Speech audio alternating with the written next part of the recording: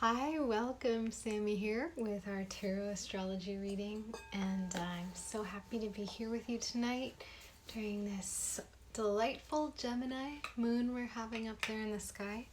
So we'll start off by listening to the sound bowl, take a moment to breathe together, and then we will talk a little bit about what is happening in the stars, and then from there, what do you think is in this bag? Hello. Welcome, welcome. And then we will pick 3 cards for the evening. So I'm so glad you're here. Now let's all take a deep breath in. Hold. Exhale. Hold. Inhale. And on the exhale, let's listen to the sound. Got a phone call. Sorry, I'm back. Let's give it one more good bang on the gong. Okay, ready everybody? Om with me. 1, 2, 3. Om.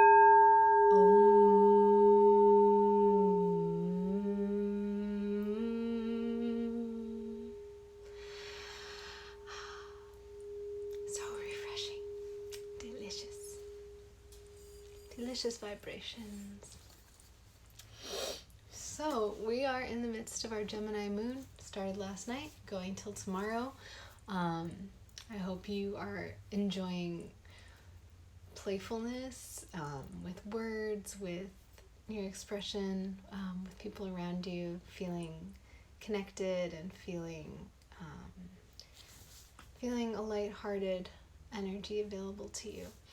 And there is, however, at the same time, a square happening between Venus and Virgo and the moon in Gemini, and that creates sort of a little bit of tension.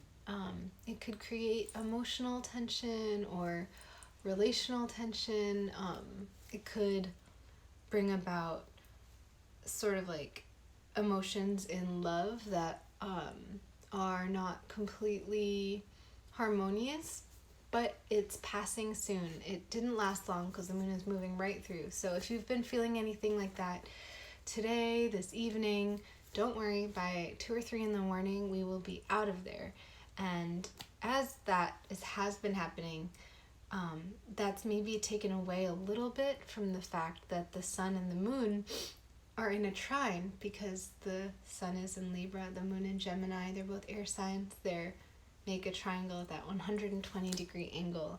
And having the sun and the moon at a trine is really lovely and harmonious and creates balance between our feelings and our personality and our thoughts, our ideas, and the way we connect. So that's great.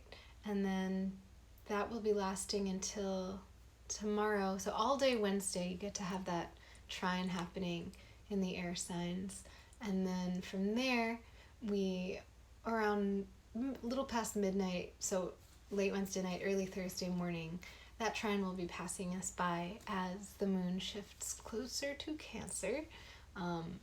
So tomorrow is a great day to take advantage of that trine energy, having the emotions balanced, and to be able to be yourself and feel good about it, and feel good sharing yourself with others, and feel good really seeing people and enjoying being able to empathize and really understand people. So it's a really good time for that, and connecting all day, the rest of tonight and tomorrow. And again, any of that tension from that particular square of Venus and the moon, it's passing soon. So hang on, and it's a great opportunity to just like really dig deeper into that Venus and Virgo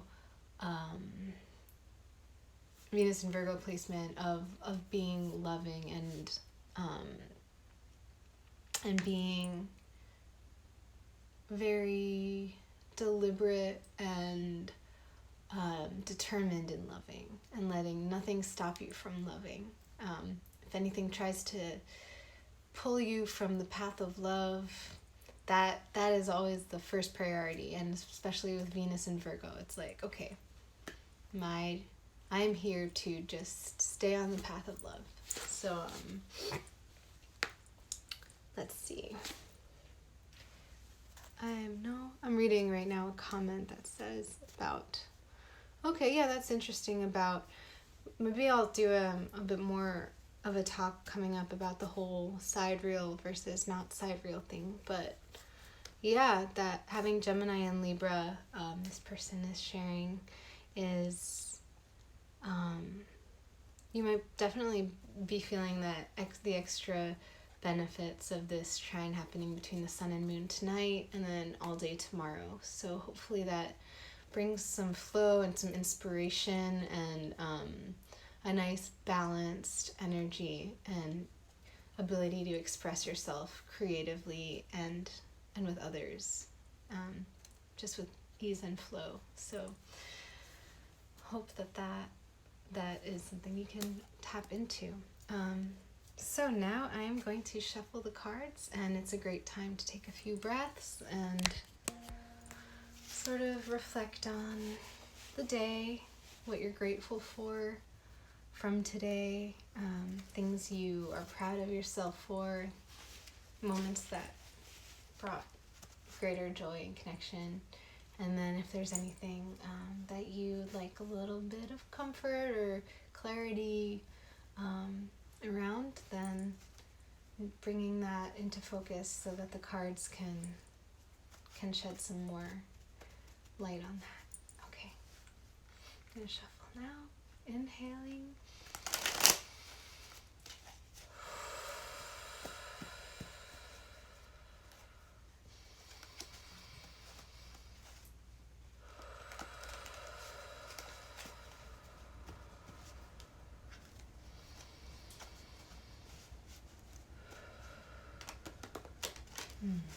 Yeah, and we have also in the comment about Mercury retrograde, and it's been interesting having Mercury going in and out of retrograde, because Mercury was in Libra and is going into Scorpio, and then it's going to go back into Libra and then back into Scorpio. And so we kind of get to like toggle back and forth between those Libra and Scorpio energies in the way we communicate, which is like, on the one hand, this kind of lighthearted, flirtatious, very focused energy of the Libra, caring a lot about the justice, balance, aesthetic, flirtiness, warmth, but also like a lot of space and a lot of airiness, and not too serious, not too emotional. And then going into Scorpio with the deep depth and the emotion and the transformation, and like going into the areas that feel like there might be anything to process, anything that is taboo or swept under the rug, or that people might not want to talk about, going there anyway and moving through it and then coming out changed. So I think it's going to continue to be a really beautiful experience to keep shifting back and forth from those two. It's kind of like when people do those cold water plunges and then getting into a hot tub and then in the cold water, and how the skin in the hot water can relax and open up, and then the blood sinks into our organs. And then when we jump in the cold water, how our pores close and the water comes to the skin and really like feeds the skin and the uppermost areas of our body, giving it extra attention and fluidity and nourishment, and how going back and forth is so healthy for everything, and it keeps things moving. So I think it's a great Mercury retrograde that we get to enjoy as we approach the end of the year and the change of seasons, to be able to go back and forth from those two. I think it's really healing. So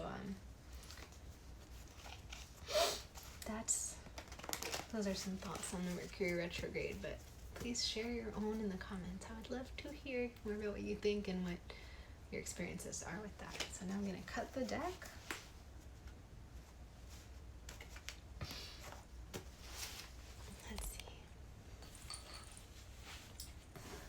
know it's awesome.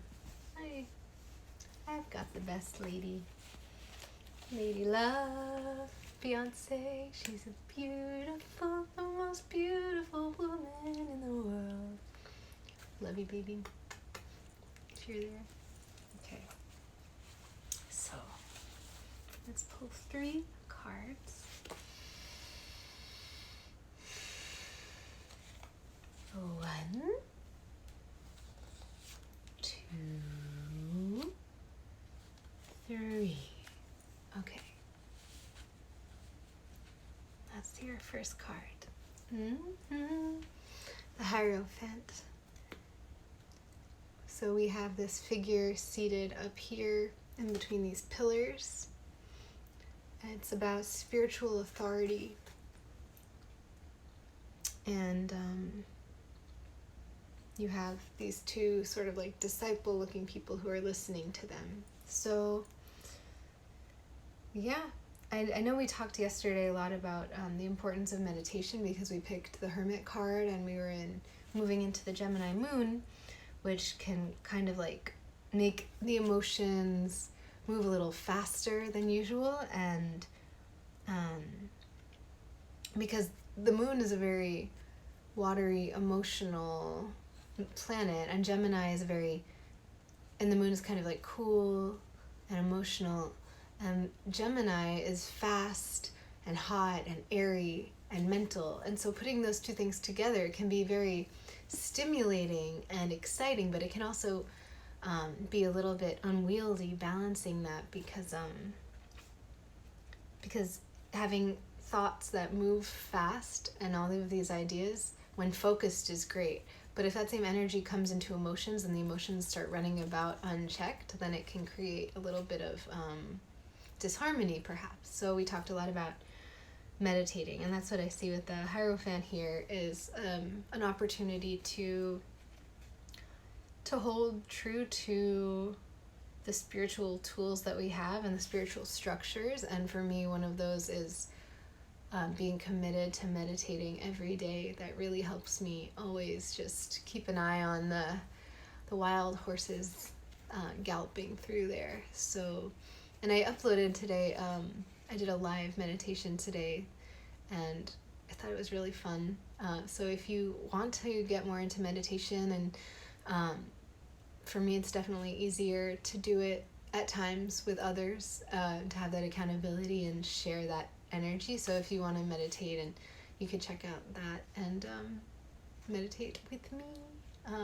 Maybe let me know if you guys want to do more of those live silent meditations together, just with a few little prompts, and maybe we'll start doing more of that. But that's what I get here from the Hierophant. Our second card of the night.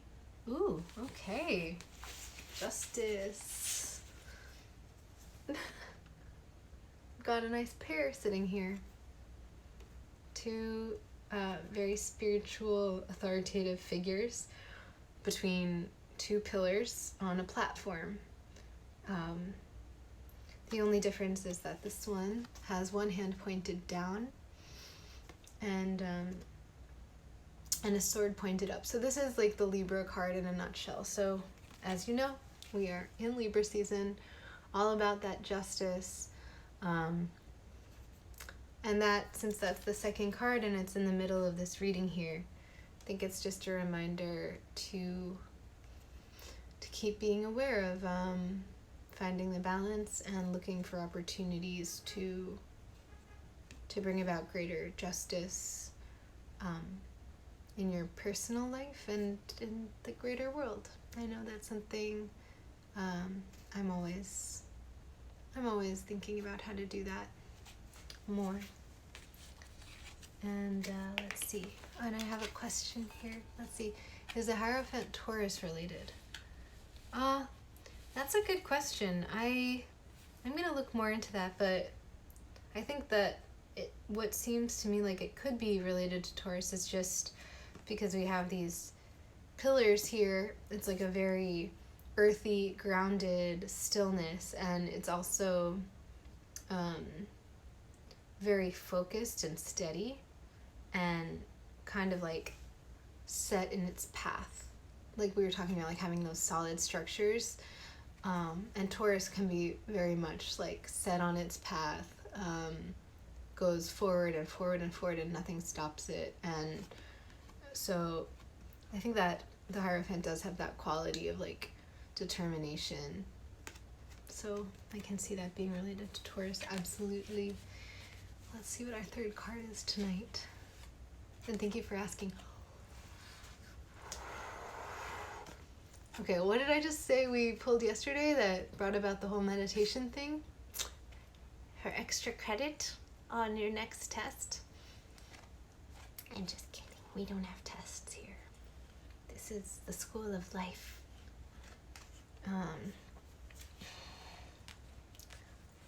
The Hermit.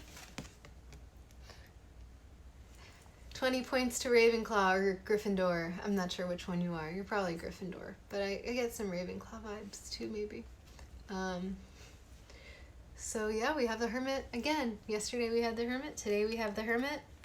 And what we have are these 3 name cards. So these are from the major arcana. So in tarot, you might know this already. Pardon if I am repeating what you already know. I don't want to tarot explain you, but the minor arcana, we have all of the number cards. So there's 40 of those, 1 through 10 of each of the 4 elements. And then we have all of these figures in the name cards. So we have 3 very powerful major arcana cards, the Hierophant, Justice, and the Hermit, all very dignified figures, all very strong and focused and authoritative, not in a way of abusing authority, but just in being masters of what they work with. Masters of spirituality, masters of justice and what's right and wrong, and then a master of the self, of the personality and the emotions and the mind, and harnessing one's energy and light and being able to see clearly the meaning of our experiences, to get to the heart of things and to let that be a light that continues to guide us. So in terms of the stars also, I think, we have the sun and the moon. And this is, to me, a bit more of a lunar card because it's nighttime. There's a coolness to it. There's an introspectiveness to it. And so I would say having this is sort of like the sun and the moon in a trine together. And then we still have our stellium in Capricorn. Saturn, Jupiter, and Pluto are all in Capricorn. And there is sort of like a steadiness to that I think is also reflected. And we were talking about how this is related also to Taurus. And so it's a grounded spirituality rather than maybe like a more spacey or lofty spirituality like some other cards might have. So I think the message for tonight is let's keep meditating. And maybe I will go live again tomorrow because I think the Hermit is a call to meditate and to keep our light and our brilliance pointed carefully, so with care. Let's see, I have a question here. What are some of your favorite placements? That's a good question. I'm not sure.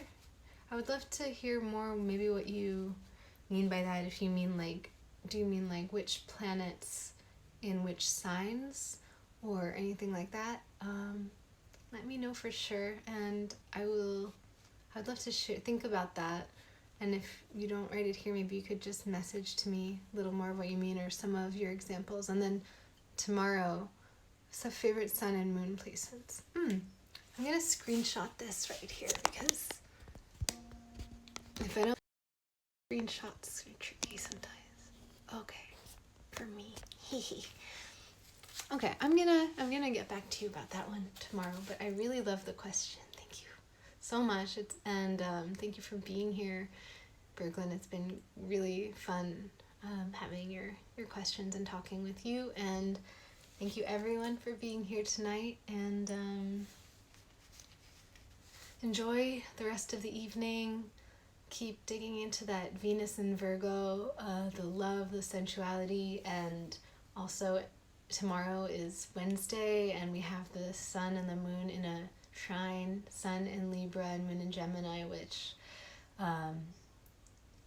thank you, have a good night, which gives us a lot of balanced energy, and should be a beautiful day tomorrow. So I'm gonna hit the gong.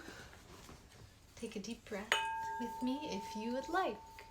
Inhaling deep. Inhale a little bit more. And exhale.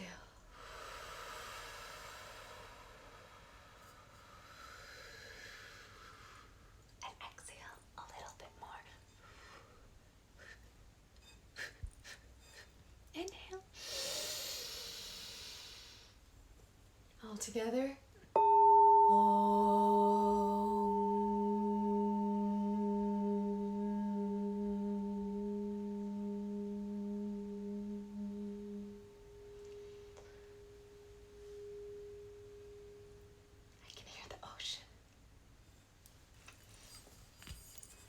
Thank you, thank you, thank you. Have a beautiful night.